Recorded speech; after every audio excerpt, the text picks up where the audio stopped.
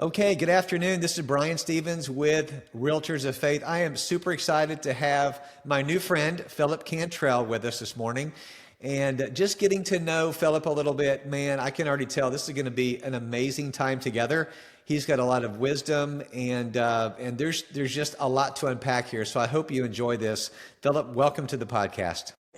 Thank you, Brian. I am so glad to be here. I know you're in Florida and I'm in Tennessee, but it's rainy here, so I hope you got some sunshine there. Yeah, it's pretty nice out here right now. We're starting to break into the 70s, which is kind of nice for us. So we're Yeah, not used to that, you yeah, know. yeah. It can get sultry in Yes, the yes. Florida in the summertime. Yeah, yeah. Let me just kind of give them a little brief. So Philip has written a book, and it's called "Failing My Way to Success," and it's amazing. You should see that just the nuggets in here. And so, a little bit of what we want to unpack is the book. We want to talk about our faith in Christ. We want to talk about real estate. We want to talk about entrepreneurship and just touch on a few things. But just to give you an idea of Philip's background, there's a lot here, but a brief summary is he is an executive vice president of strategy for United Real Estate. He's got over 25,000 agents, annual revenue approaching 35 billion, and United is ranked as the number one fastest growing residential brokerage in the country by Real Trends. So that sounds really fun and a lot of work and a lot of production. So, but let's just go right to the book if that's okay. Let's just kind of dive in. Sure, And sure. with respect to your journey in business, I know you talk about the 4-4-2 win-loss-tie record. And so, I thought about this. I'm a big sports fan, right? And as of the recording of this video, my Buccaneers are 4-1, season ticket holder. So, A lot better than the Titans, I'll tell you yeah, I that. know, but you got a good quarterback. You got some good stuff coming on, right? I saw. Yeah. Mm, But honestly, if you think about it, Philip, if our sports teams were 4-4-2, we may not think it's a very good season, right? We may yeah, think, yeah. So kind of how does that, when you think about some of your business journey, how is that kind of reflect? How do you kind of view that? Yeah, so the title of the book is, as you said, "Failing My Way to Success," but the subtitle is kind of the key here. Lessons from 42 years of winning and losing in business. And what I have tried to do, Brian, is basically record all of my failures and all of my wins and say, these are the lessons that I learned along the way. I can give you a business precept and describe it for you right out of the textbook as good as anybody. But if I give you a story that goes with that, of what actually happened to me and how I stepped on this pothole and twisted my ankle, perhaps the next generation that reads that can avoid stepping on that same pothole. So that was the mission there. The 10 businesses I actually have. I sat down one day and I figured this out back in 2018. I just was jotting one day. I'm a big journaler. I like to write down things, and that's something I can stress to everybody. When you have an idea, write it down. Write it down, because if you don't write it down, it's gone. I don't care how smart you think you are, it will be gone unless you've written it down. It's good. And I sat down and I wrote out the number of businesses that I had founded, and I came up with a total number of 10 separate companies that I founded in my career in two separate industries. I spent 19 years in commercial printing before I got into real estate. The commercial printing was sort of the family industry where all the family contacts were and that sort of thing. So, lazy college kid coming out of college, you can actually gravitate toward what's easy. So I did that, and then that was the first one. My dad and I started a printing company together. But in those two industries, 10 separate companies, and my success rate, I just listed them all out, and I put a W, an L, and a T beside each one, and that's where I came up with the 4-4-2. So 4 wins, 4 losses, and 2 ties. Which in business really is kind of like kissing your sister, right? It's kind of like, it's a loss. So just call it what it is. I'm trying to be Right, polite, soften the right. blow. So really it's 4 and 6. So you could say I'm a loser, but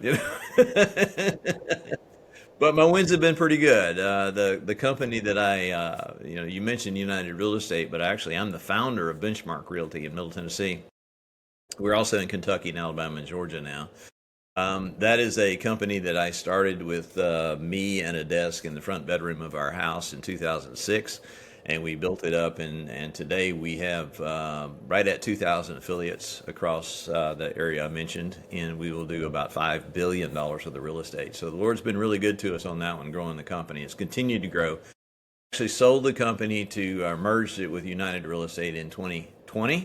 So the title that you mentioned earlier is purely gratuitous to keep the old man involved in the Sounds business. great, man. Sounds great. Yeah, but I do help advise their overall larger strategy on a national basis, which is kind of fun. It's kind of fun. It gives me the ability to extend and continue influence, even though beyond these geographic boundaries here in Tennessee, which is really fun. That's kind of the story. The losses have been some have been bloodier than others. Some have been what I would call incremental or slight losses. Those kind of fold more toward the ties, I guess you would say. But some of the losses have had major zeros behind them. We can dive in that as deep as you want to, but the whole point of this is that I've had my liquidity event. And so I really am not going to get any more than a salary going forward from the company that I founded and built. Well, why do you keep showing up for work? Well, I keep showing up because I feel that people in this role, and we see it over and over again, people in my position, they take the money, they go to the farm or the beach house or whatever, and they just kind of quietly fade away. And that's fine. There's nothing wrong with that. But I also believe that we have a moral obligation to transfer what's in here to the next generations coming on behind. My strongest center North Star is that I have to leave everything I enter, every relationship I enter. My goal is to leave it better than it was when I came there, when I found it. So that's how I view this. So taking that information with me to the beach house, who is that helping? That is not helping society. And I think that we have an obligation as leaders to share our knowledge freely with as many people as necessary. And, that is biblical, right? Yeah. It absolutely Yes. is. Yeah, you're being generous, right? You're just out of generosity of your time, right? Like you said, you could go retire on the beach, but the truth is when people retire too early, and retirement's not in the Bible. You and I talked about that in our 100%. conversation, Yeah. but Yeah. it's like you said, it's just about helping other people in God's timing. And when you can go pour into others, I think of God was generous when he gave Jesus, right? Yeah. I mean, he sent his Yes. one and only That's son. the So, ultimate generosity of giving your own son to help the right? whole world. I mean, that's the epitome of generosity. Yes. Yeah. So that's what you're doing with your time is generous. And you were generous enough even to meet with me today. So I love that. That's really good how you can kind of pass that on. So 4 wins, 4 losses, a couple ties. If you had to sum up maybe something about the losses or the ties, which again, kind of behind us, you put them behind us, you learn from them, you get back up. What's something that kind of hits you, maybe who's somebody who's suffered a recent loss, who's watching this, business-wise or entrepreneurship? What would you tell them as they're trying to stand back up quickly? Anything? Yeah, a lot. First of all, we have to understand and fundamentally embrace that failure is going to happen at some point in your life and your business career. It's just it's there. It's Satan. It's the way the world works. People are going to try to combat you. In fact, I use an interesting analogy in the book that people are herds. They're kind of like a flock of chickens. When one chicken gets a little damage on him, the others will turn on him and peck him to death. So the point there is that when one person stands out from the crowd, when one person tries to go ahead of the crowd, when one person tries to actually improve themselves, then they immediately get attacked by others. And that's what I call the attack of the naysayers. There are going to be people that criticize you. There are going to be people that say, don't do that. You shouldn't do that. You can't do that. That's illegal. First they laugh at you, then they criticize you, then they attack you. That's the series that it goes through every time. And you have to know confidently, hold your head up that is going to happen, particularly when you begin to attain a certain level of success. And they will have if you do anything outside the norm in our industry, you're in real estate, I'm in real estate, our industry is really bad about this, that you can't do it that way. And the answer is usually because we've never done it that way, That's right? Which Yes. is a dumb answer. It's Right, a dumb right, reason true. for not changing. Yeah. So it's a constant process of improvement, modification, improvement, modification, improvement, modification, knowing all the while that you are going to be attacked and that you will make mistakes. You will make mistakes and they will fail and you will be face down in the dirt. And that's number one when the Lord comes into play in your life. Yes. I had had a really interesting. I started Benchmark in 2006, and we were primarily focused on custom home builders in Williamson County, which is Franklin, Brentwood area. It's now the 12th wealthiest county in America, believe it or not, right here in the middle of Tennessee. And so we were dealing with high-end builders and built a team up to about 13 agents, and I thought I was going to die fat and happy doing that. Well, late 2007, guess what happened? Okay, Yeah. the crisis began to creep in, and then we realized it hit the high-end stuff first, and it hit so hard, so fast. It's like somebody flipped the light switch off and forgot to tell us the store had closed. Yeah. Literally, the phone just instantly, like from one week to the next, stopped ringing. So what are you going to do? Simultaneous with that, my largest builder came to me and said, my houses are not selling, and I believe it's Benchmark's fault, so I'm going to go start my own real estate firm. And he's like, well, that stinks, but that's a business decision. What I didn't know at the time is that he'd already enticed 7 of my 13 agents to go with him to start this new firm before he came and talked to me. So kicked to the curb and then stomped in the guts. That's when you get close to God. That right there is when you get close to the Lord. And if you don't do that as a first response, then you will never have the long-term recovery that you seek, that you desire so deeply. So you get on your knees and you fundamentally see what the Lord wants you to do, or try to listen to what the Lord wants you to do. And there's a lot of pain and a lot of noise going on at the same time. So sometimes it's hard to hear that small, still voice in the night. Yes. But you have to remain steadfast in that. And so in my case, what we came up with, and I say we, I'm talking about me and the Lord, what we came up with was, hey, let's look outside this geographic area and figure out what is the model that really works in other major markets. And so we reformatted, that would have been in December of 2007. In January of 2008, I rewrote the business plan. And we switched our model from an 80-20 split to a fee-based model, or we just charge a fee per transaction up to an annual cap. And we relaunched February 1, 2008 with 5 agents, including me, literally staring at the abyss of the economic recession that was coming. And I think all of 2008, we sold about $5 million worth of real estate, and I probably did 4.5 of that myself. Right. Yeah. So those times are, when you have times of crisis like that, they are really what challenge you in your faith. They're really what challenge you in your security in yourself. And the security in yourself is not self. The security in yourself is given to you by the Lord. So that's how we get through those things.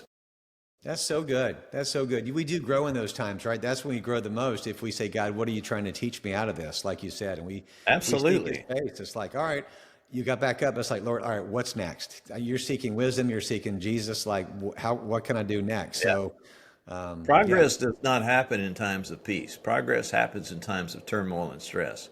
Yeah. That's when you really sharpen the saw. That's when you really turn iron into steel. It's by constant pounding and constant flailing is how you become tougher. And just look at it put it in medical terms. Okay, penicillin was discovered in wartime. Medical advancements happen during times of crisis and wartime, not really during times of peace. They come, but they don't come as rapidly. So they come very rapidly in times of stress and turmoil. But the key is to remember them, to write them down, to not forget them, to not ignore them, to not say, okay, I made it through that and forget about it. You cannot do that. You have to internalize them and you have to document them. In fact, this is my little binder. I carry my little binder with me, my little black book with me everywhere I go to write stuff down. And I have it out here. I know you are interviewing me, but guess what? I'm going to learn something in this process too. So therefore, I've got it ready to make notes when I need to make notes. And that's a skill set I cannot tell you how important that is to my career and my life. I'm taking notes, no pun intended of that. I just listened to a couple sermons yesterday on podcasts, and they're like, write it down. Rick Warren says, what? The shortest pencil is better than the longest memory. He says, and you forget, what is it, 93% of what you hear within 72 hours, or whatever that number is. Yeah. So thank you for challenging me to get back and write stuff down more. Well, good. Needed to hear that. Yeah. So in the book, you talk about the framework, the 4 cornerstones of success. What are they, and which is the most crucial to those, the cornerstones of success that really kind of stands out to you today? That's a softball question right there. Well, I like underhand pitches, man. I want to just serve one up to you, you know?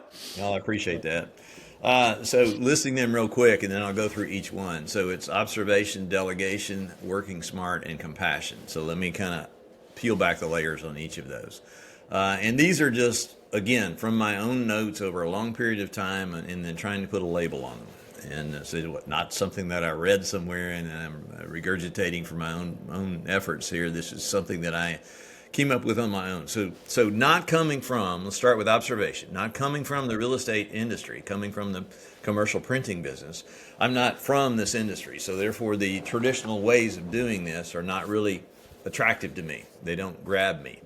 But what I look at are other best practices that are happening in other industries that can be applied to this industry, can be applied to this business. And even the individual practitioner can do this on their own.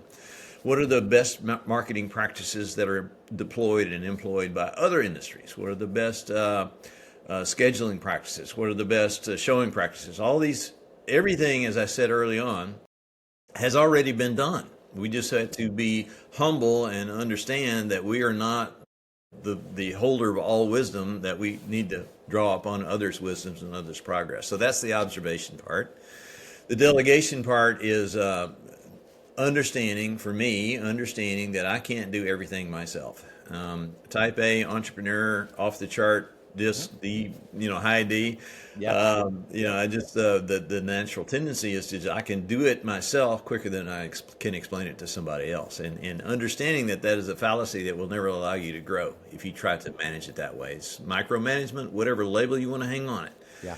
The understanding that you must learn the skill set of delegation and then hold those people accountable that you have given those tasks to. Okay, that is key. Working smart is kind of going back to what we've already been talking about. It's writing it down. It's documenting the process. If you find a best practice for putting a listing in, find a best practice for presenting a listing presentation or doing a closing or taking the friction out of the transaction, whatever that is, document that. Document that process. We have a very strong back office compliance system here at Benchmark, and we developed that collectively. But it's a collective effort, and it's been documented all the way through, going through a constant refinement all the way through it, but we always document it. So that's the working smart part. Okay. And the big one, the most important one, is the compassion. And we've talked about this in our precursor to this interview. Is understanding that you can get everything you want if you help enough other people get what they want. So focus on the service to others. Hear me clearly, people, when you hear me say this. Yes. Focus on the service to others. If you begin to focus on the profit only or profit first, you've already lost. You have already lost. And as we said earlier, the money is a scoreboard of your service to others. It is the measure of your service to others. If you have a big number on the scoreboard, you're maximizing your service. If you have a low number on the scoreboard, you're focused on the money. And I love you have that. already lost. So good. That's so Those good. are the four cornerstones. But obviously the compassion is the most important one. That service to others is absolutely crucial and fundamental. It took me a long time to figure that out. I love that. I mean, honestly, observation, delegation, working smart, compassion. I love the compassion part because I wouldn't have thought that would be in the four. That's you don't hear compassion a lot today in our society. You don't hear that. Well, you don't. And there's a side point to my take on it, and that is the people that work for you, the people that work with you, of understanding who they are as people. So many times, particularly in my role of a company that we have 2,000 agents, we have about 35, 36, maybe 40. I don't even know how many full-time employees we have now. It's terrible, isn't it? Yeah, that's okay. Hey, you're growing. That's good. Understanding who they are, what their needs are, and being considerate as a leader. Now, as a leader, you have to have policies that drive the business. I get it. But you also need to, when you develop those policies, you need to humanize them. You need to say, how is this going to impact others? And that's the other part of the compassion too. Yeah, that's awesome. Okay, that's fantastic. Love that. So again, we talk about Benchmark Realty, and Philip, I mentioned this to you when we first started talking. I was in Nashville about a month ago sharing my testimony at a buddy of mine's church, and his wife is a realtor. And I mentioned her name, Kara, and you had heard of Kara, and we kind of, but Kara said to me, because I said, how's your career going, Kara? She said, great. She goes, I work for Benchmark Realty.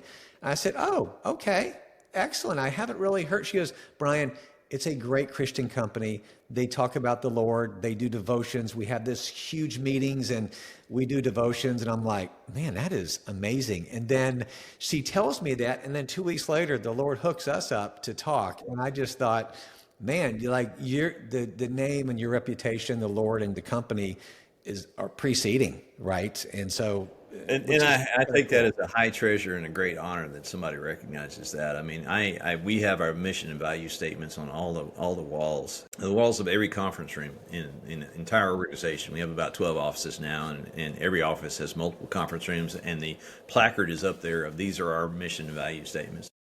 Number 3 is we will be guided by Christian principles, and it's right there on our conference room walls. If that doesn't work for you, no harm, no foul. Love to know you. Love to talk to you about it. If you want to talk about it, we're not going to ram it down your throats. But right. This is who we are, and on this, we will not give 1 inch. Amen. Everybody knows that, and it's not just me. Right. We have been blessed to be surrounded by staff, team members, and leadership that believes the same thing. In fact, I was talking to the president of the company a while ago. When I stepped aside as CEO, I go by the title of founder now, but when I stepped aside as CEO, I passed the day-to-day activities over to a man named Scott Rowland. And every time we have a conversation, it's like, I can't believe this. This is the thought I had. And then the Lord has given me the same thought simultaneously, even though we were separate. Wow. We were talking about, we just completed our expo, which is our big annual event this past Monday, which is why I had to postpone this interview last week. But we had about 500 agents that showed up. We had 75 vendors. We rented the Franklin Marriott over here. We had buffet lunch, the whole bit. Big deal. It's a big deal. Yeah. And I said, okay, we need to go ahead and book the hotel now for next year. And we could have a bigger turnout if we didn't do it during spring break. So we were talking about that. And then I said, we probably need to have a speaker, and so we need to think about who's speakers. And he mentioned a name, and I'm like, you got to be kidding me, because that's the name that came to me in a dream last night of who that speaker's going to be. So she doesn't know it yet, but she's about to get a call from Phillip and see if we can hire her for next September. Wow. Hey, that is so cool to align like that in the spirit. I mean, how the Lord when it's confirmation, absolutely. It's a God thing. It's just every time, and I see it over and over and over again. And I think the key to that is recognizing what that is, and not falling into the mistake, as so many make, of it's my own wisdom, my own largesse, my own talent. Yeah, you have talent, you have wisdom. God gave you those natural talents. It's your job to sand on them and polish on them and make them as best you can. But the basic seeds all come from a higher source, period. Yeah. And you have to admit that and understand that. Yeah. And it's been the foundation of your business and still is today, this day. I can see that. So, how is your faith in Christ? Because you've been a believer for how long? I mean, try not to call out your age. I can do the same thing, but you've been walking with the Lord for a while. Well, you can call my age if you want to. It's 66, so I'm older than dirt. See the I just hit the 60s club myself in April, so I know what you're saying. So, congratulations on having a birthday. I had a drug problem when I was a kid. I got drugged to church every time the doors were open. So I had, you've heard that. It's an old joke. That's good. Mine was different in the real way, but that's a whole nother story. Anyway. I understand completely. I was baptized as Free Will Baptist when I was 8 years old. But, at 8, it's kind of like what you're expected to do more than what you really understand what you're doing. So I could say that my real turning point happened when I was 12. At Camp Ridgecrest in North Carolina. And got rebaptized and I fell away during college, as so many people do. Had a divorce, and for a long time I talk about this in the book a little bit, but I don't want to step on anybody's toes here, but I had a bad first marriage. I'm on my second marriage now for 25 years on the second marriage. Amen. Awesome. 15 years with the first marriage, and just that unequally yoked thing that's talked about in the Bible. Y'all better listen to that, because that is absolutely true. True. We were Very true. unequally yoked, and so Hmm. during that 15-year period, I kind of had a hiatus from anything to do with the church. And so, current wife, moving ahead, she brought 3 kids to the marriage. I brought 1 kid to the marriage. We are a happy blended family, as much as you can, being as old as we are. We're Yeah. happy. Yeah. Yeah. That's awesome. What a great testimony. That's awesome. So, and so faith has been everything for you in your foundation, in Yeah. your success, and not just in your success, in your walk with the Lord. So if, we've got some real estate agents that are struggling maybe right now in their business, the market's iffy right now, kind of, but we're still plugging away. God is faithful. He's Jehovah Jireh. He's our provider. And I know your market, by the way, I talked to Kara the other day and she said it's still crazy, like multi-offers and things are still kind of nuts in your market too. But Yeah. somebody who's struggling, because I heard this the other day. I heard a couple stats. 69% of agents today have not sold one single house. I heard the other day 74%, which was a new number to me, and both are reputable. So maybe it slid that way because here we are, October. And I hate that. I don't feel, I like getting my unfair share of market share. I'm all about that, believe Hmm. me, as a producer. But you Yeah. never want agents to struggle, honestly. And that's the reason we're Right. doing this podcast. So what would you like some advice you would give to somebody struggling in their business today? As a broker, realtor, as a leader, what would you say? Well, if you're in the Middle Tennessee area, I'd say join Benchmark. We'll fix that for you. But There you go. There's your sorry, solution. Yeah. Come back to it's an Tennessee, you need to easy hop on the fix. benchmark. Easy fix. No, I get what you're saying. We are actually now in year 4 of just bumping along the bottom, and I'm not sure it's going to get better. But what we have found here in our business is that we've developed a mindset of stop waiting for other people to fix this. You have to take personal responsibility for your own career and your own life and your own livelihood and feeding your family. And so going back to the message of constantly polishing and honing and sanding and polishing and honing and sanding to become better at your craft, at your profession. What we have in this industry, particularly in Tennessee, is that it's way too easy to get a real estate license. It's way too easy to stay in this business, and it's way too easy to become a managing broker in this business. I think that's a self-inflicted kind of shooting yourself in the foot concept that I could lay that at lots of different reasons, but not the least of which the associations because of the dues revenue. See, they want lots of people so they can continue with the dues revenue. I get it, but as an individual, we have to take personal responsibility. The sitting around and waiting for things to happen, I put a statistic out there the other day. Everybody wants to know about leads. I got to have leads. I got to have leads. I got to have leads. That seems to be the panacea for correction to get through this tough market. Yeah. 48% of leads are never responded to, and 72% of leads are only responded to one time. And we know statistically it takes 5 times before anybody responds to you. It's good. So guess what happens? That means 72% of potential leads. I mean, otherwise, Zillow is selling, they sold 184 million leads last year to agents desiring leads, yet we only sold 4 million homes. You tell me what's wrong with that scenario. Right. The math just doesn't work. It's a follow-up problem, right? It's a That's follow-up. it. It's That's a it. work problem. Get on the phones and work, right? Pick up the stupid phone and Right. talk to your people. Yeah.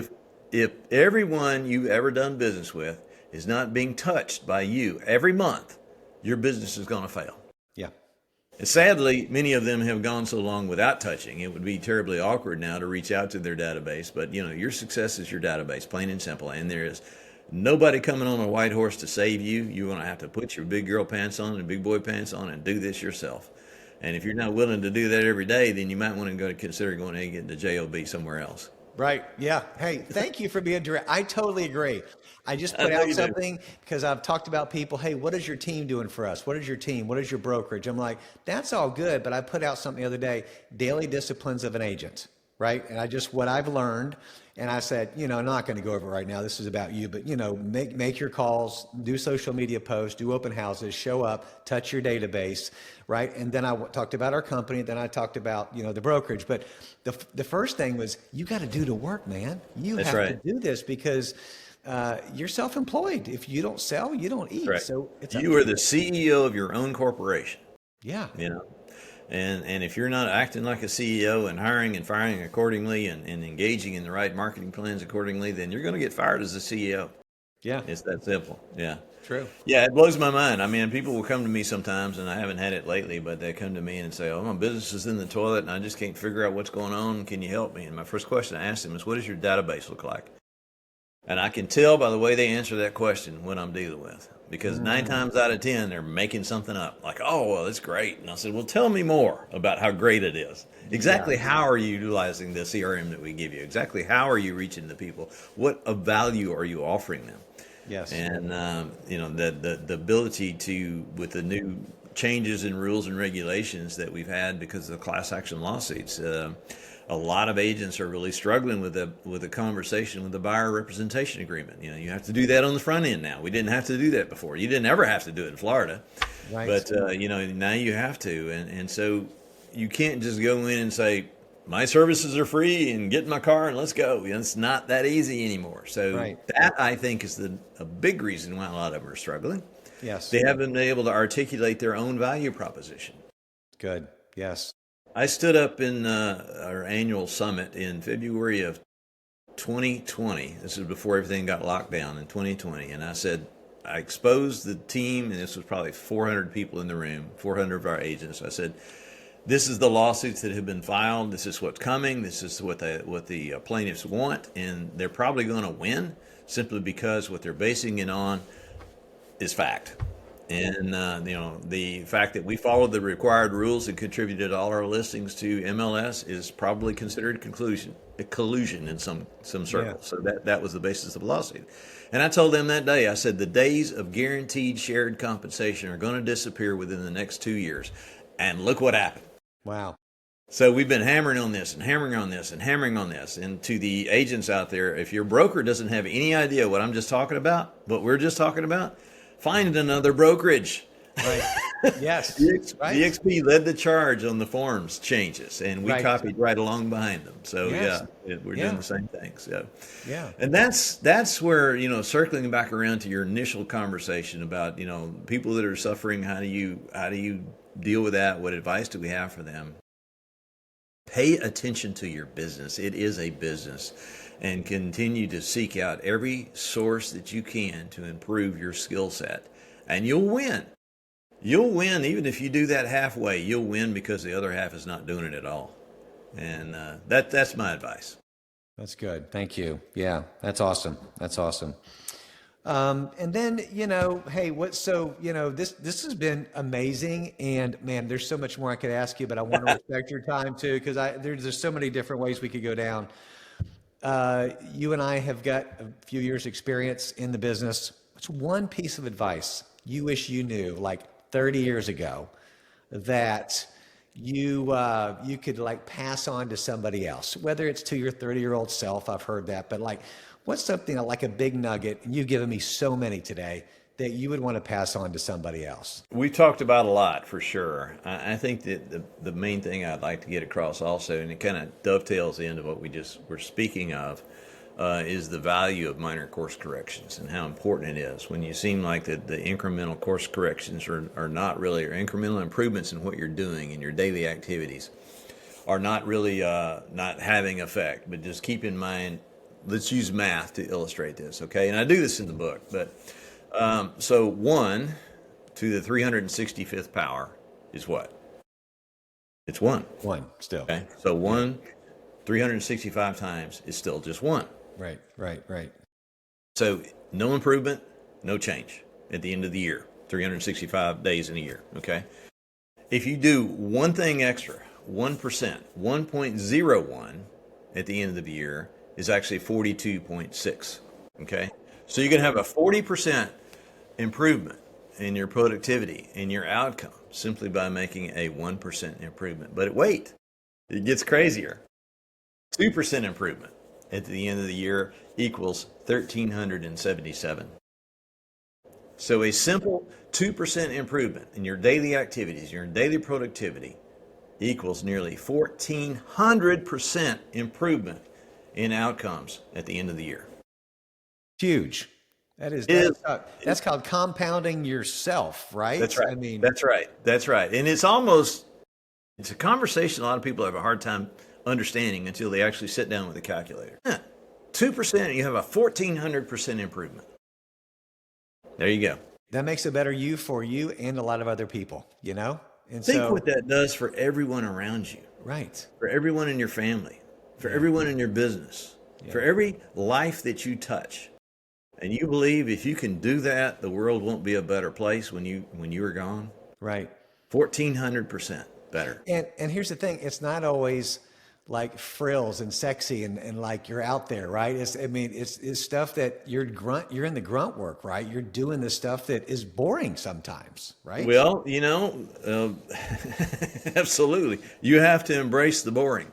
You have to absolutely embrace the boring, because the discipline is what gets you through the tough times, gets you through the failures, gets you through the hardships. It's the discipline of it.